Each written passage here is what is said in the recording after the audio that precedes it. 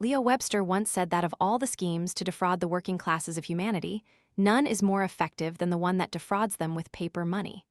Who truly controls America? A question seemingly reserved for political science textbooks finds its answer in the banking system, not in the ballot box, nor in the Declaration of Independence, but in the silent halls of the Federal Reserve. A place where every twist of interest rates can sway an entire generation.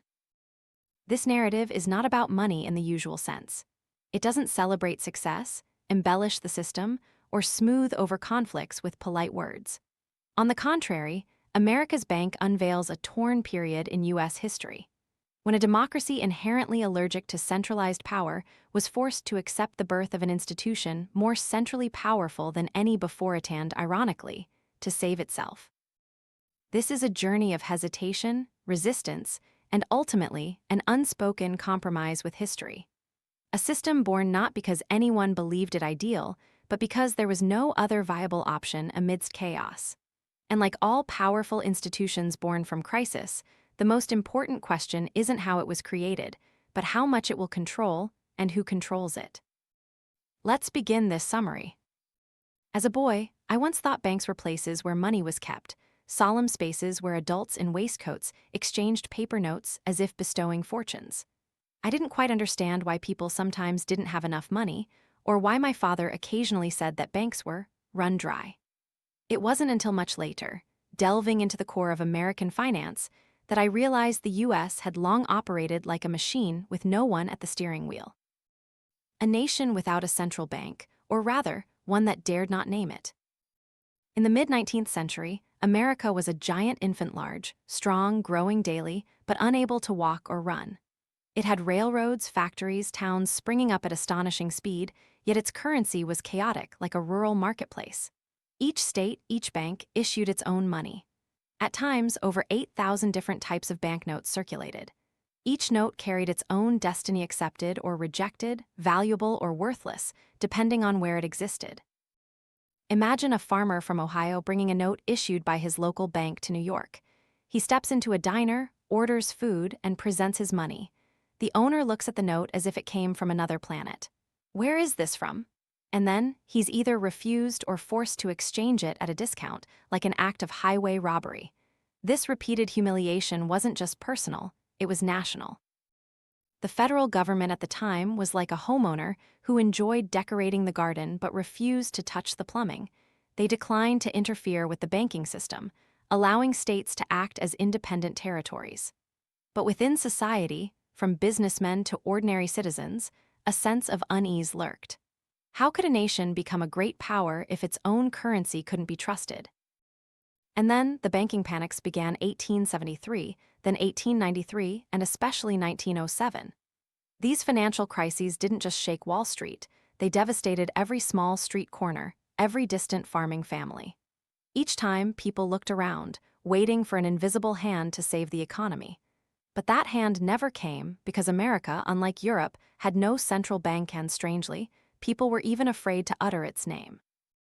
I vividly remember the heavy debate in Congress when some reformers proposed establishing a national currency stabilization mechanism. An old congressman from Kentucky stood up, pounded the table, and declared he would rather see the nation starve than hand over monetary power to a central bank. To them, that phrase was a curse, a remnant of King George, whom America had shed blood to escape. So all efforts at financial reform had to circumvent, find new names, and twist words as if performing a pantomime. Associations, clearing houses, banking laws. All these terms were essentially designed to avoid the two words, central bank. But the truth did not disappear. Behind the scenes, in quiet offices and secret train cars, a group of men quietly redrew America's financial map.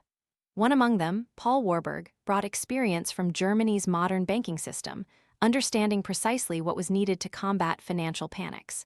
But with his name, his immigrant background, and his heavily Hamburg-accented voice, Warburg could not step onto the public forum. He was the puppet master pulling strings backstage. But time did not wait.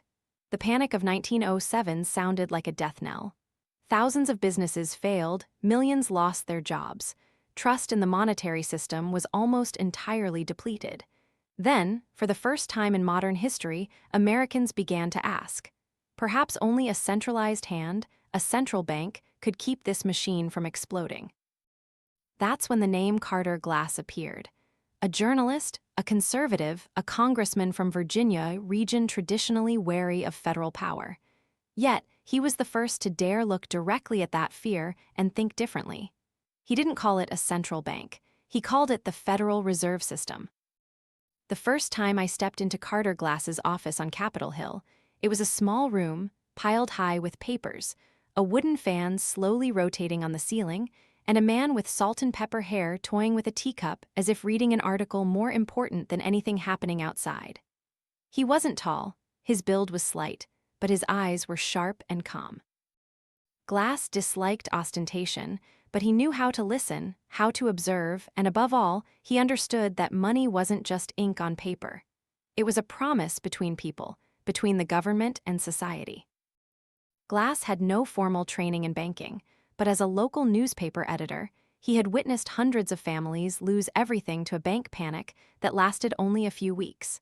He saw children leave school to help their parents sell bread by the roadside. He understood that financial freedom could not exist if trust in money was constantly shattered. The paradox was that to protect freedom, sometimes control was needed. Glass did not want to repeat the mistakes of previous generations, those who only clamored against a central bank without offering any feasible solutions. He began seeking out different thinkers, among them Paul Warburg, with his thick European-style mustache, often ridiculed as a foreigner teaching Americans how to spend money. But to Glass, Warburg was the only one with a vision deep and far-reaching enough. They weren't friends, they came from two opposing worlds, a conservative Southerner and a Jewish immigrant from Hamburg. But they shared a frightening intuition. If America lacked an institution to regulate credit, the next crisis would be a true catastrophe. The question wasn't whether a central bank was needed, but how to create one without awakening the ghost of Andrew Jackson. Warburg was the silent architect. He drafted a design for a network of regional banks operating under the supreme oversight of a federal board decentralized enough to avoid tyranny, centralized enough to prevent crises. More importantly, he chose his words with extreme shrewdness. None of them dared to write "central bank" on paper. Instead, Federal Reserve System, words constitutional, non-political, and most importantly, easily accepted by the public in the Midwest and South. Glass, who hated Eastern banks, unexpectedly became a proponent of a bank control system. But he wanted that system to function as a true federation, with autonomous regional branches close to the people, not headquartered in New York, and not allowing Wall Street to pull the strings of the entire economy. The months that followed were a series of secret meetings, late-night phone calls, and drafts revised no less than 30 times. I still keep an early copy of that draft. The paper is yellowed, the corner folded, and the words "Federal Raise" written in reddish-brown ink, almost trembling. In one conversation, Glass confided that his greatest fear was not that Congress would reject the bill, but the public. The farmers, craftsmen, small shop owners, they would feel sold out to Wall Street. That skepticism was a legacy from the war with the British, with Eastern banks, with centuries of injustice. He knew that without addressing that trust, without building something the people could feel was their own, all reform efforts would be like fireworks in broad daylight. And then an idea emerged. Instead of calling it a central bank located in New York, he proposed creating a system of multiple regional banks coordinated by a national board, of deliberate decentralization, like small ropes tightening together to keep a boat from drifting away. That was the foundational concept of the Federal Reserve. Not a bank, but a system, not absolute control, but rhythmic regulation, and not a surrender of freedom, but a form of protecting freedom from its own chaos. We knew the battle would be long. Congress was not yet convinced, the public not yet swayed, and large banks still subtly opposed. But for the first time in over a century, America began to dream of a future where money was no longer a gamble, but a bond of trust between government and people. I still remember the stifling atmosphere in that meeting room. The ceiling fans turned slowly, papers rustled, fountain pens lightly tapped on the table. In that smoke-filled room, congressmen, lawyers, bankers argued over the definition of a concept no one dared to name. Each carried their own fear, their ideological roots, their debt to history. Nelson Aldrich was an indispensable name in that picture. The most powerful senator of his time, Aldrich was both a Republican leader and John D. Rockefeller's father-in-law. In other words, he was the shadow of the financial elite in the U.S. Senate. But precisely because of that connection, every reform proposal from Aldrich was met with public suspicion. A bill from Aldrich, in the public eye, was nothing less than a copy of the Rockefeller will. Yet, he was the one who organized the fateful meeting on Jekyll Island, where a group of financial elites met in absolute secrecy, disguised as a hunting trip. They boarded a train under false names, passed through stations like financial spies, only to gather in an old mansion to discuss rewriting the monetary rules of the entire nation. What transpired on Jekyll Island was the height of paradox. A group representing Wall Street trying to design a system to limit Wall Street's own power. They agreed that federal oversight was needed, panics had to be curbed, and credit needed to be elastic and reasonable. But at the same time, they also feared that giving too much power to the government could put the entire system into the hands of politicians, who were more tempted by elections than by monetary stability. I remember one of them, Frank Vanderlip, chairman of the National City Bank, saying something I can never forget. "We cannot allow politics to run credit, but neither can credit shirk its social responsibility." A banker who understood that money couldn't just be about profit. But back in Washington, things were no longer simple. Aldrich's bill, despite hundreds of hours of discussion, was quickly labeled Wall Street's plan. The public, the press, Southern and Midwestern congressmen all attacked it. They didn't read individual provisions, they only read the proposer's name. At that moment, Carter Glass's role became crucial. He didn't just amend the bill, he redefined its entire structure. In the new version, the system would consist of 12 regional reserve banks located in cities other than New York, and a federal board with representatives from various states and industries, not just finance. Each regional bank would be capitalized by local member banks, but the central board would be under presidential oversight. A hybrid structure of public and private, decentralization and control, a unique GEP, that was the only one that could survive in the American political system. When the bill was finalized, I watched Glass sit quietly alone in his office, holding the draft as if it were a newborn child. He didn't smile, he just closed his eyes and exhaled deeply, knowing that what awaited ahead was not a debate, but an all-out war. Outside Congress, opposing forces launched an attack campaign. Editorials in local newspapers described the bill as legalizing Wall Street's plunder. Leaflets flew across the Midwest, screaming that farmers would be crushed under the heel of Northeastern bankers. But Glass was not alone. He found an ally in President Woodrow Wilson, a cool but resolute intellectual who believed financial reform was vital for America to become a modern nation. Wilson was not easily swayed by crowds. He looked straight at the core of the problem. Financial power could not be neglected, but it also could not be autocratic. Wilson made a bold decision. He convened his entire cabinet, requiring each secretary to read and evaluate the bill not because he doubted it, but because he wanted to create consensus within the administration before facing the wrath of public opinion. A political front slowly formed. Farmer groups, labor unions, intellectuals began to divide. Some supported, some opposed, most were vague. Meanwhile, bankers, though covertly disliking the bill for losing absolute power, remained silent. They didn't want to be seen as openly anti-reform forces. That was the most suffocating period of the journey. Every effort could collapse due to a misleading report, an inflammatory speech, or simply the weariness of congressmen after a prolonged season of debate. The day the bill was brought for discussion before the House of Representatives, the sky was cold, drizzling, and gray, much like the mood of the supporters inside the Capitol. The air was thick, the meeting room was packed. Everyone knew this was no longer a technical debate, but a symbolic battle. It would decide whether America dared to step out of Andrew Jackson's shadow. I sat in the back row, observing the eyes of the congressmen. Some were still scrutinizing the text, the small print, the deliberately vague expressions designed not to overly provoke anyone. Others didn't even bother to read. They came only to say no, They feared not because they understood the bill, but because they didn't understand it, and that made them afraid. To them, a central bank was a monster hiding in gentle clothing. Glass stepped onto the podium. He didn't raise his voice, there were no dramatic appeals, just slow, clear articulation. Every sentence, every word, as if he was peeling back layers of prejudice that had taken root in Congress for nearly a century. He didn't use pure financial arguments. He told stories about Southerners losing their life savings when small banks collapsed, about Ohio workers unable to receive wages because their company's bank temporarily ceased operations, about the panic of 1907 and why we would face it again if we didn't act. We live in an industrial age, he said, but we entrust our monetary fate to a system built in the horse and buggy era. The crowd fell silent. I saw opponents begin to change their expressions.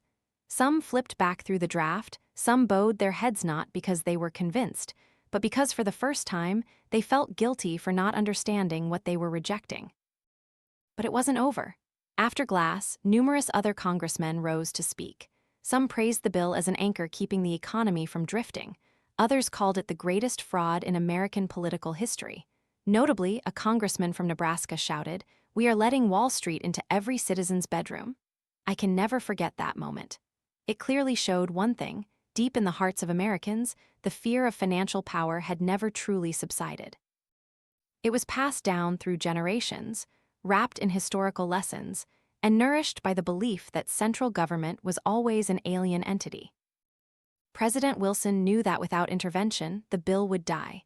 He convened a private meeting with several wavering congressmen, and I was present in that room. Wilson asked, "If not this system, do you have any better proposals?"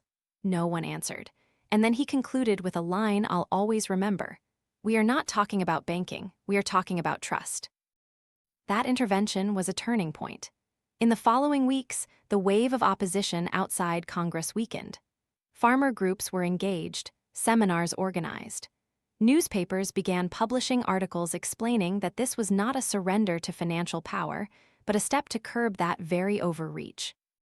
The voting day was tense. Results were announced after hours of debate. The House of Representatives passed it by a vote of 287 to 85. No cheers, no celebrations, only slow nods and a strangely deep silence.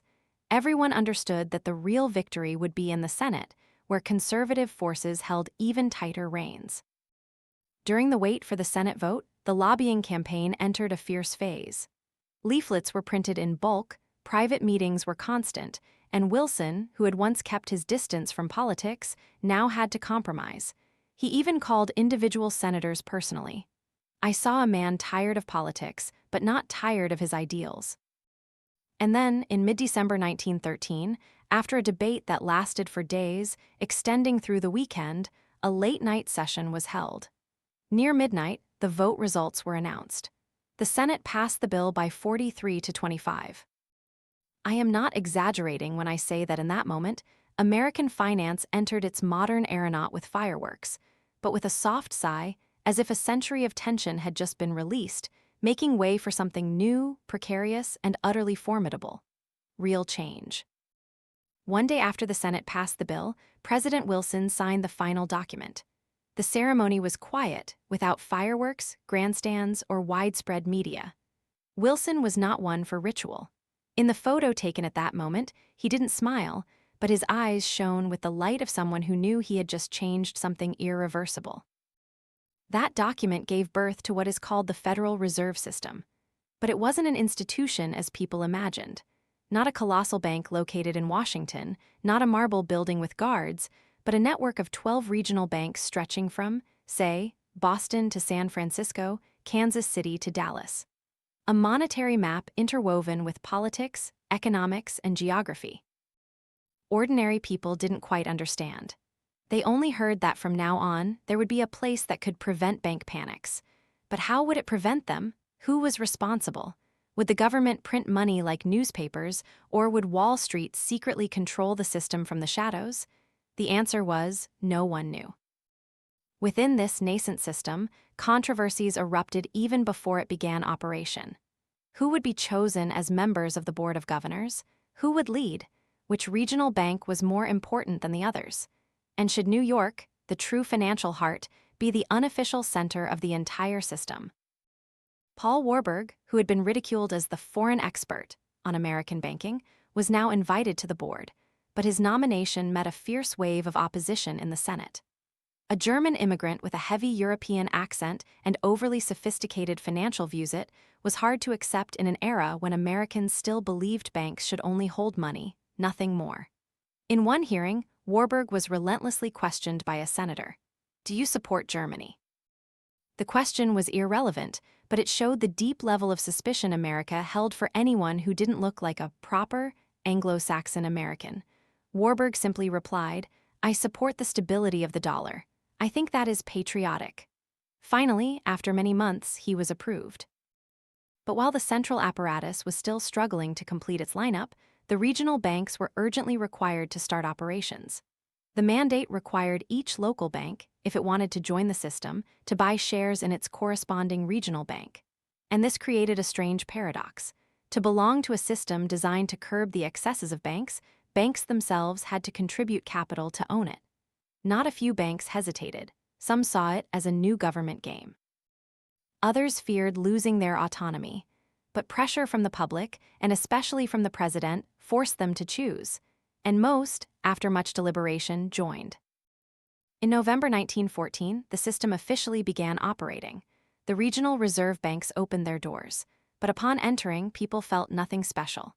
No lines of people, no one coming to borrow money, no one making deposits. The banks were literally empty. One regional director wrote to the central board, "We have opened, but no one needs us." It was a painful truth, an institution created to handle crises, yet lacking attractive daily functions. It didn't issue money directly to the public, didn't lend like commercial banks, had no real customers. It was like a backup generator in a city that hadn't lost power. But then opportunity came, not from economics, but from war. When World War I erupted in Europe, global markets were shaken. Investment capital poured into the US. European nations began to liquidate assets and buy gold. The dollar was stretched to the point where American commercial banks could no longer handle it. And for the first time in history, the Federal Reserve was asked to act. The Central Board convened an emergency meeting. Regional banks proposed special credit facilities, coordinated capital flows, and most importantly, stabilized the dollar's value by adjusting short-term interest rates. These seemingly simple actions were, in reality, the first steps for this system to become the controller of the American economy's pulse. And so, from a secondary role, the Federal Reserve began to become central. War not only devastated Europe, it inadvertently became the ultimate test for the young Federal Reserve System.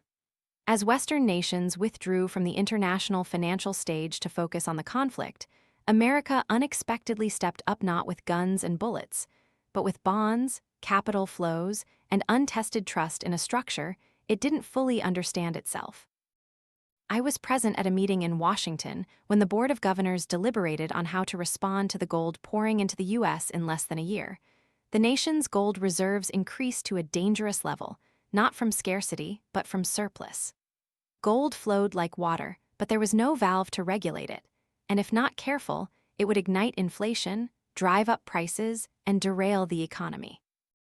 For the first time, the Federal Reserve had to act as a true central bank, controlling the money supply, adjusting interest rates, and ensuring exchange rates didn't spiral out of control. But each meeting, each adjustment, was met with the same old question: who gave you the authority to do that? It was a question no one wanted to answer, because the nature of financial power is ambiguity. It doesn't lie on paper, but in how people implicitly accept it. If the public trusted the dollar, the Fed had power. If they didn't, no document could save the system. Wilson, despite having poured his heart into establishing the Fed, also began to worry. He felt that this machinery, if not carefully monitored, could develop into an entity separate from the White House, Congress, and even the democratic will. But the paradox lay in the fact that if he intervened too much, the system would lose its independence, which was, after all, the foundation for the Fed's effective operation. I recall a whisper between two congressmen in the Capitol hallway. "We've just created a beast, but no one knows what it eats or when it sleeps. Public opinion began to divide sharply. Some praised the Fed as a silent hero, a new brain of the American economy, operating quietly but effectively. Others likened it to a two-headed monster, half public, half private, uncontrollable, holding the power to manipulate the entire national economy. In reality, the Fed was still learning to operate in its early years. Regional branches disagreed on policy. Interest rates differed between Boston and St. Louis and San Francisco, as if they were different countries. And when volatility occurred, the branches reacted asynchronously, making the market even more unstable. The central board, to cope, began to build a mechanism for coordinating monetary policy. It sounds like a technical term, but in truth, it was an attempt to create a common language for 12 heads who didn't want to listen to each other. Paul Warburg, once again, spoke up. He proposed a committee system where representatives from each branch would meet regularly, share data, and reach consensus before issuing major decisions. The idea wasn't new to Europe, but was alien to an America that always suspected centralized power. I witnessed those early meetings lasting late into the night sweat, tension, arguments that seemed destined to break apart. But then, from that very imperfection, a new order began to form. Not entirely consensual, but coordinated, not absolutely efficient, but responsive, step by step. The Fed learned how to intervene in credit fevers, stabilize bond markets, and adjust interest rates to prevent real estate bubbles. They didn't avoid every crisis, but when crises came, they had the tools to respond. And from a system born in suspicion, the Fed gradually became a place that presidents, businessmen, and the entire financial world had to listen to. But what was the price? It was the ambiguity of the boundary between politics and finance, the ability to manipulate the economy without elections, the fact that a group of people could, by raising or lowering interest rates by a mere fraction of a percentage point, destabilize millions of lives. And I, as I write these lines, cannot be certain that we created a tool purely for the public good. I only know that without the Fed, America might not have become the world's #1 financial power. But also because of the Fed, America entered a new game where the rule makers were not necessarily those with seats in Congress. That was the trade-off, and it continues. In late 1914, the Federal Reserve System officially began operation. But paradoxically, the controversies that seemed to have closed with President Wilson's signature flared up once more fiercely and openly than ever. The reason was simple. No one wanted to admit that the game had changed.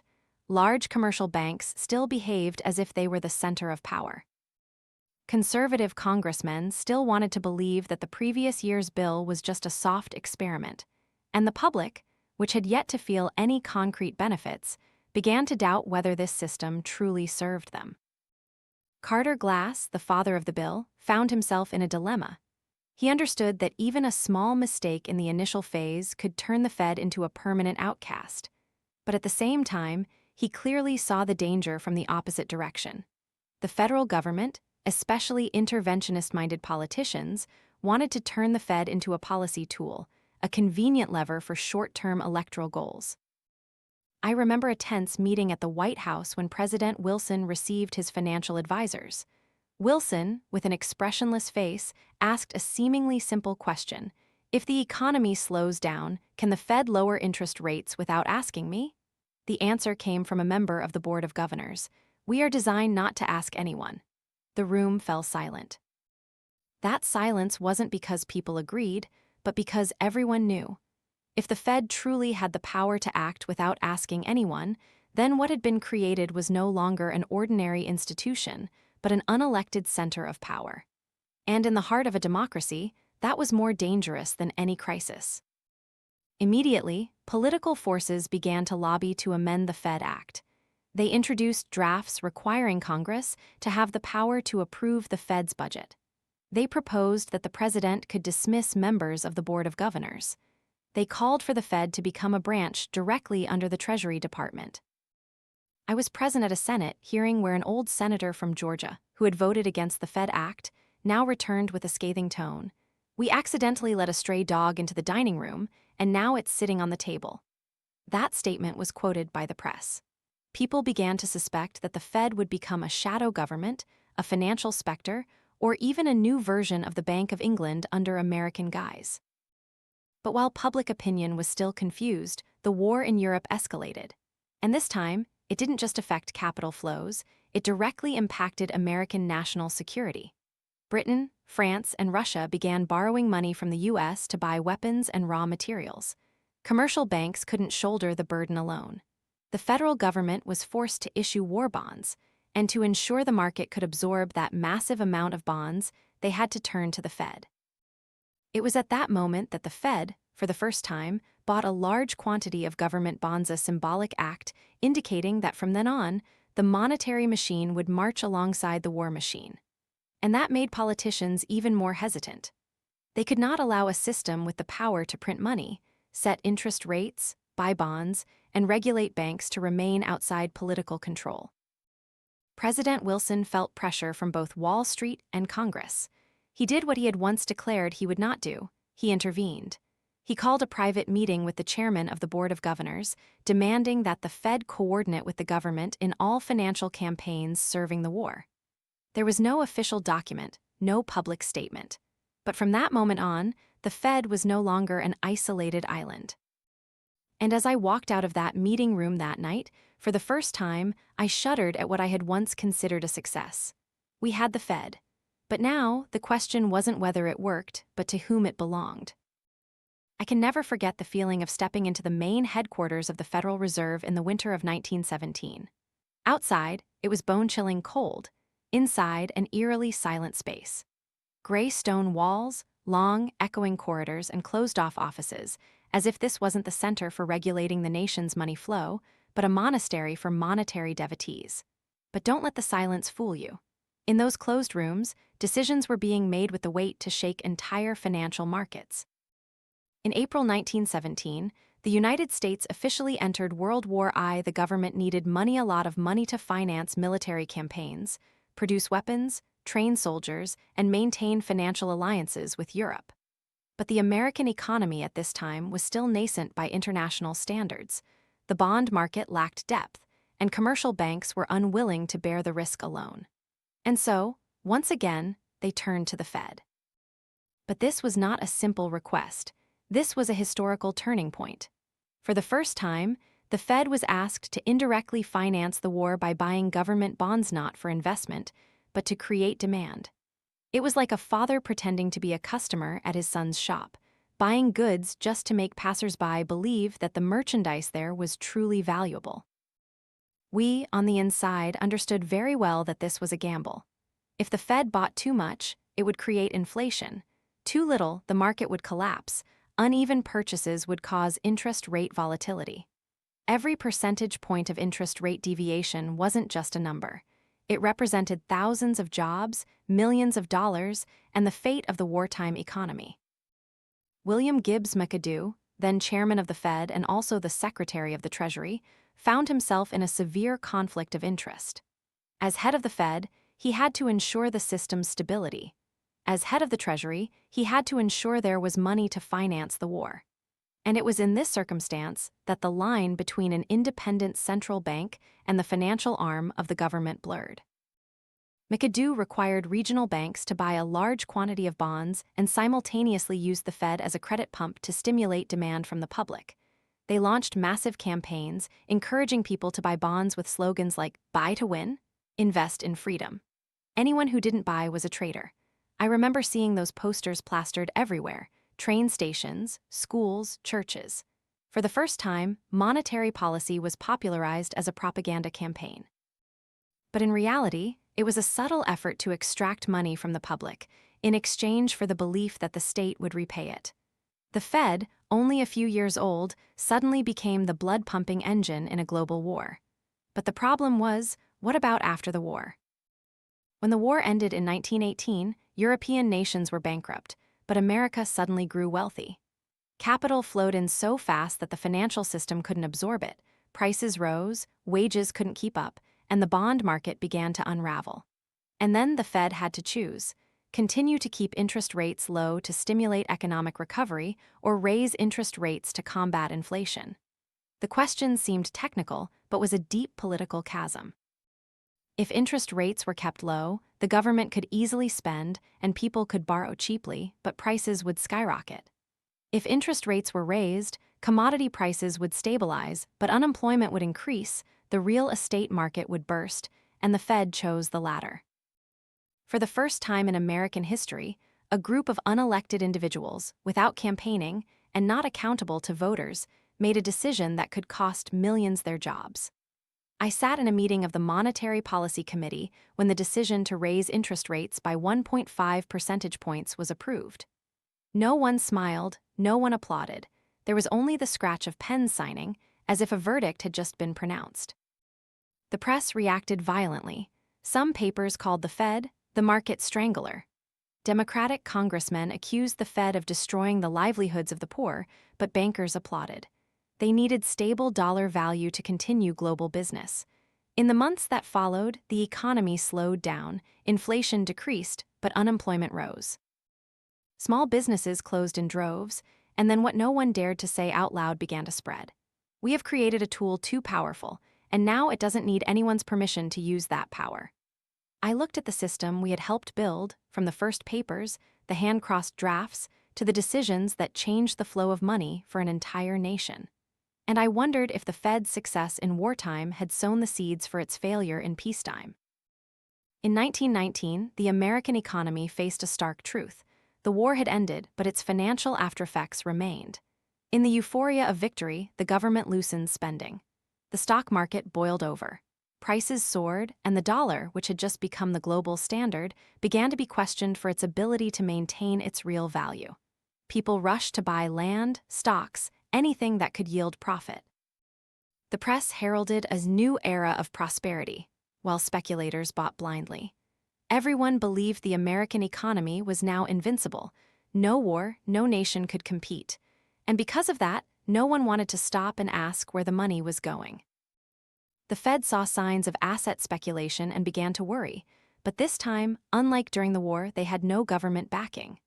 The new president, Warren G. Harding, embraced classical laissez-faire ideology. Let the market regulate itself. Do not interfere unless compelled. Meanwhile, congressmen reverted to their fear of control. Any action by the Fed was scrutinized as a Wall Street conspiracy. And in that context, the Fed had to make a decision none of them truly wanted to make: raise interest rates again. That move was like pulling the hand from a watering hose nourishing a sun-parched field. Credit tightened, loans were rigorously assessed, local banks contracted, stock prices plummeted, businesses floundered. Not long after, the bubble began to burst. But unlike previous crises, where everyone blamed a lack of coordination, this time, people began to blame the Fed itself. In the newspapers, the term central bank was repeated with suspicion. Some conservative writers denounced the Fed as the most dangerous organization ever erected without popular election.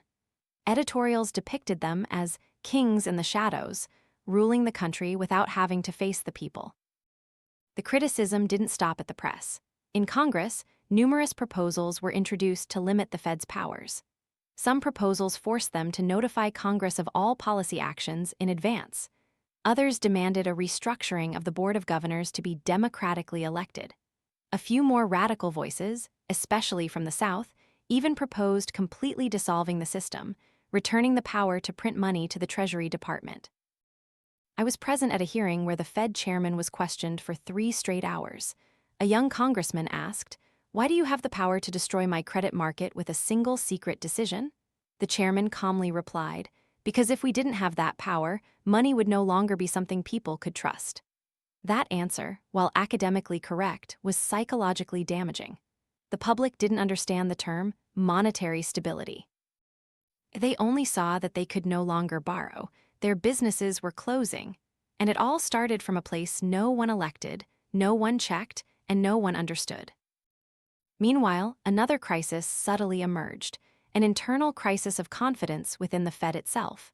The 12 regional banks were no longer in agreement. New York wanted to keep interest rates high to attract gold from Europe. St. Louis wanted to lower them to stimulate domestic agriculture. San Francisco, dependent on exports to Asia, needed a completely different policy than Boston. The central board was torn into 12 pieces, each focused on its own region. No one dared to make a systemic decision. I witnessed a meeting where regional representatives argued so fiercely that it had to be paused mid-session. Someone pounded the table, others pointed fingers at each other. For the first time, the word secession was mentioned, not from the United States, but from the Fed system itself. Some branches wanted to operate independently with their own policies.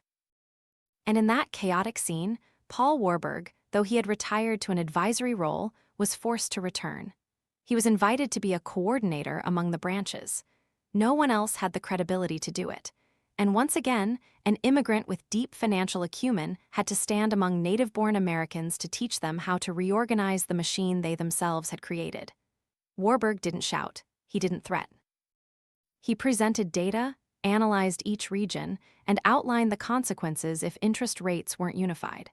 And finally, he said, "Either we are a system, or we are 12 toll gates, each collecting a drop of credit and killing the economy with pettiness." The meeting ended without an official announcement.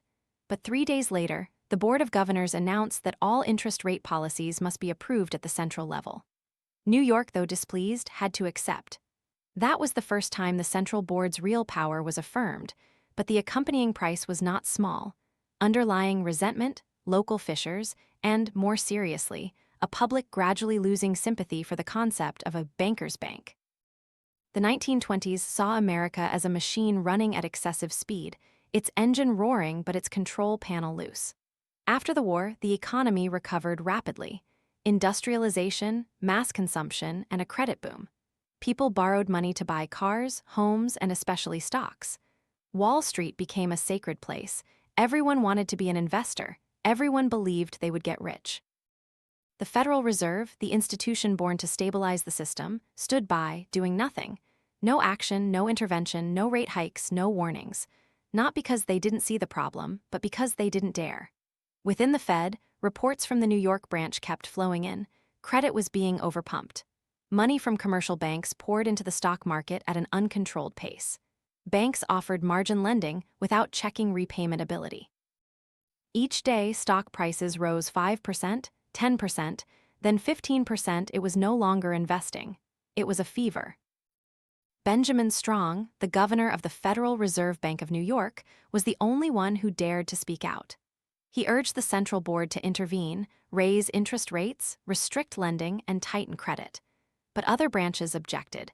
They feared slowing growth, worried about being seen as destroying the era of prosperity.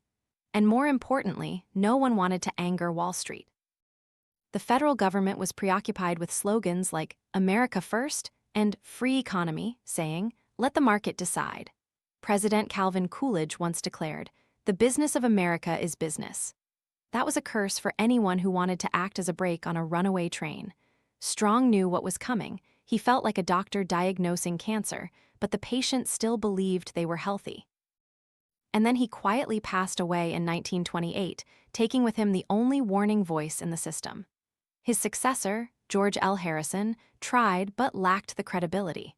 When he proposed raising interest rates, the central board voted to reject it, saying, "We cannot destroy the market for a few unproven concerns." And then came October 1929, Black Thursday, Black Monday, Black Tuesday. Each day, billions of dollars evaporated from the stock market. People fled, banks began to struggle, citizens lined up to withdraw money. And at that moment, the familiar question echoed, where is the Federal Reserve? This time, there was no reason to stand aside. The Fed was forced to intervene.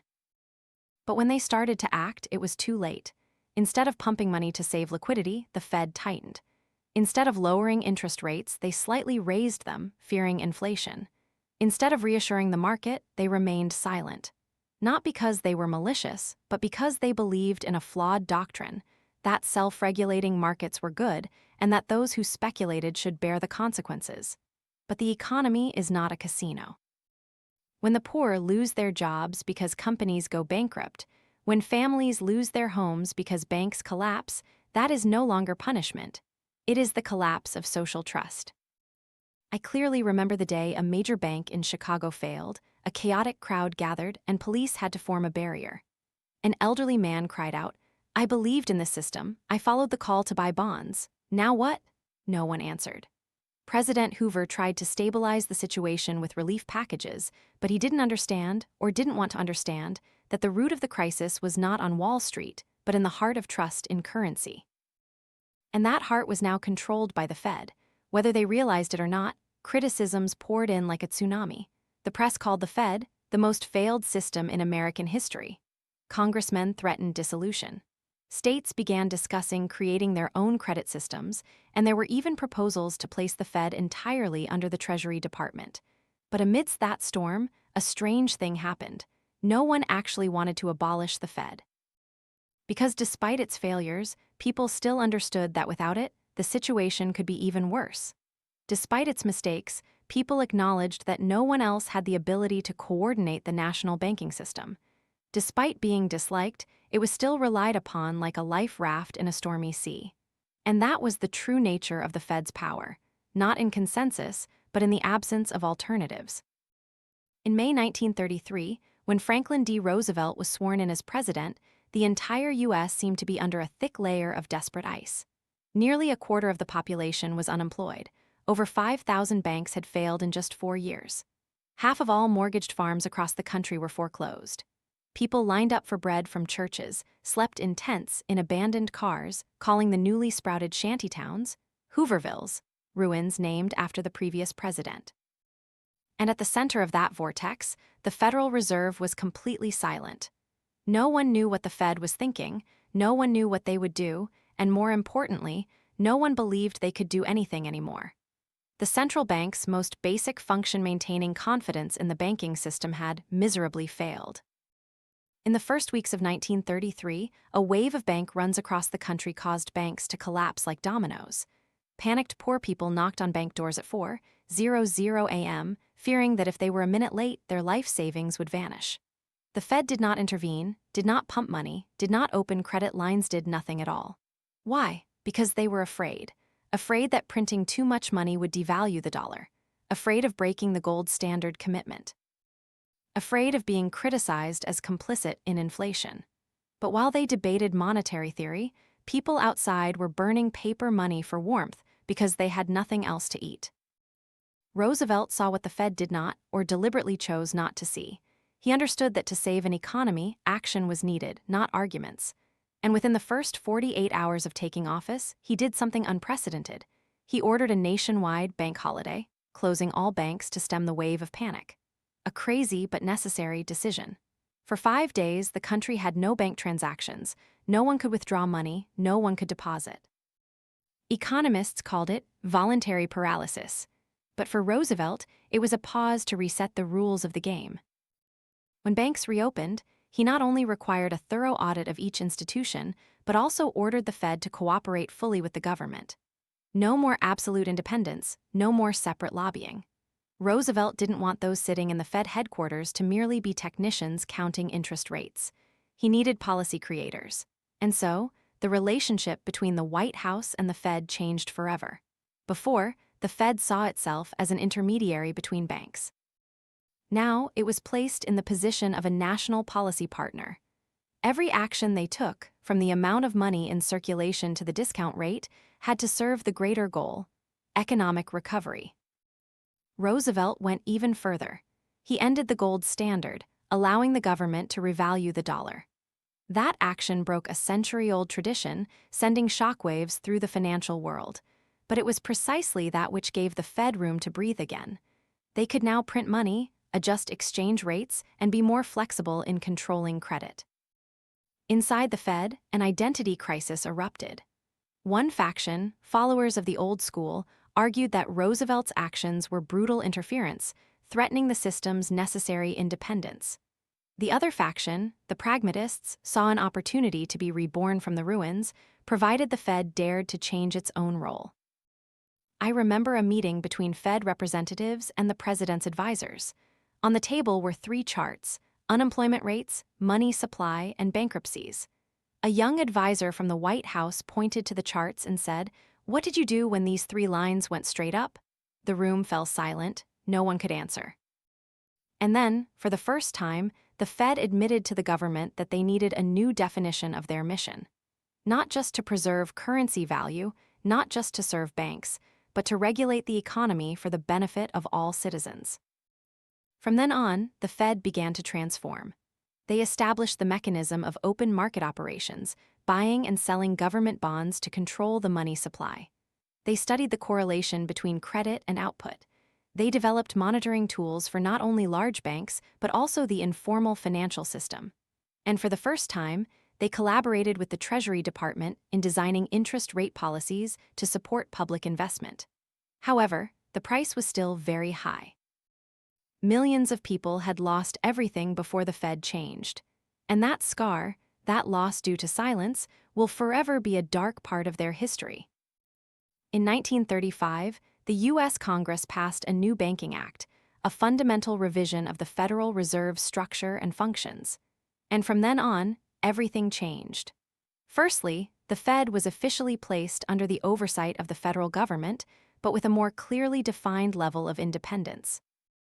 The Board of Governors was no longer just a meeting place for regional representatives.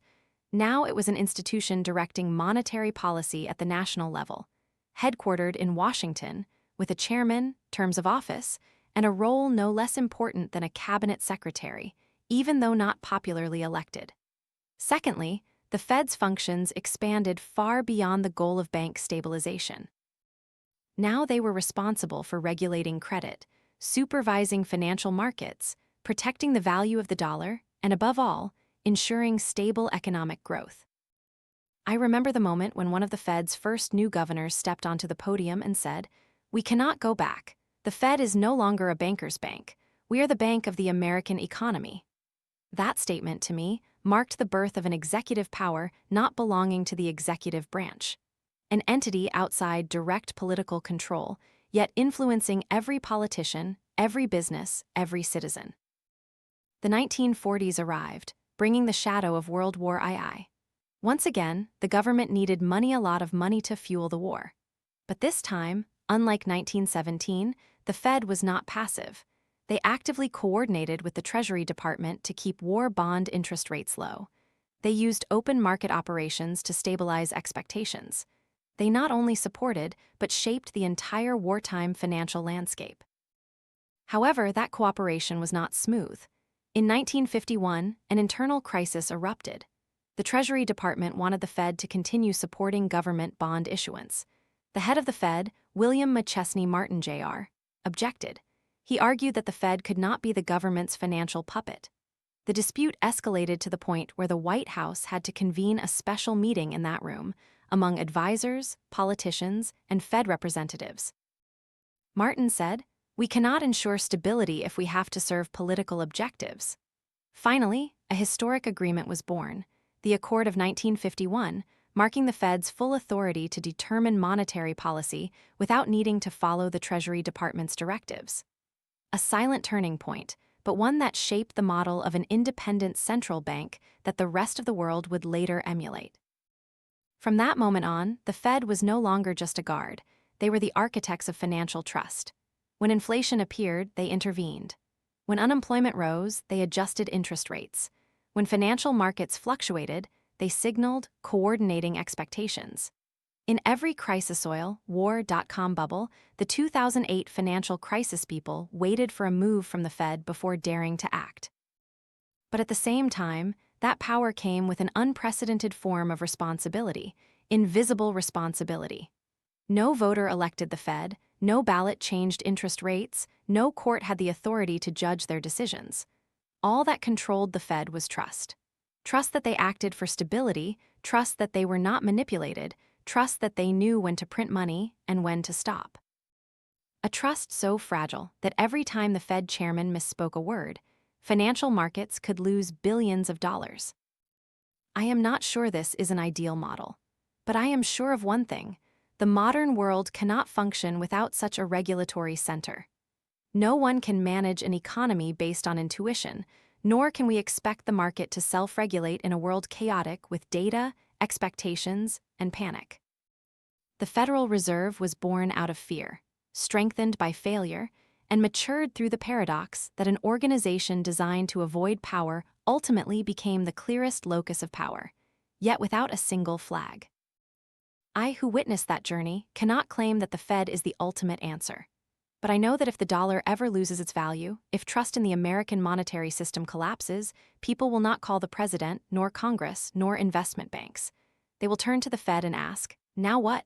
The ending here is not a conclusion, for monetary history never ends. It merely regenerates in new forms, in new crises, and in old questions. What is money? What is power? And who truly holds the keys to the nation's treasury?